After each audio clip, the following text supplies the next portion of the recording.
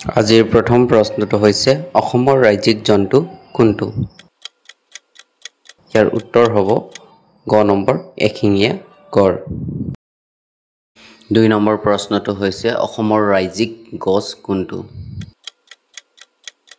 ইয়াৰ উত্তৰ হ'ব ক নম্বৰ হুলুং। ৩ নম্বৰ প্ৰশ্নটো হৈছে অসমৰ ৰাজ্যিক ফল কোনটো?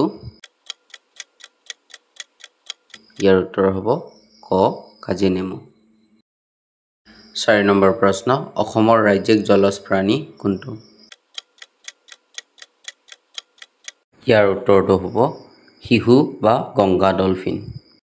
৫ নম্বৰ প্ৰশ্নটো হৈছে অসমৰ ৰাজ্যিক ফুল কোনটো? ইয়াৰ উত্তৰ হ'ব ঘ কপৌ ফুল। প্ৰশ্ন নম্বৰ ৬ অসমৰ ৰাজ্যিক পক্ষী কোনটো? ইয়াৰ উত্তৰ হ'ব গ দেওহাঁহ। ৭ নম্বৰ প্ৰশ্ন অসমৰ ৰাজ্যিক পানীয় কোনটো?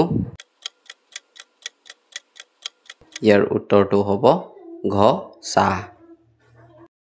৮ নম্বৰ প্ৰশ্ন অসমৰ ৰাজ্যিক উৎসৱ কোনটো?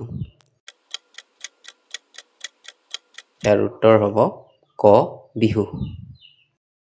৯ নম্বৰ প্ৰশ্ন অসমৰ ৰাজ্যিক সংগীত কোনটো?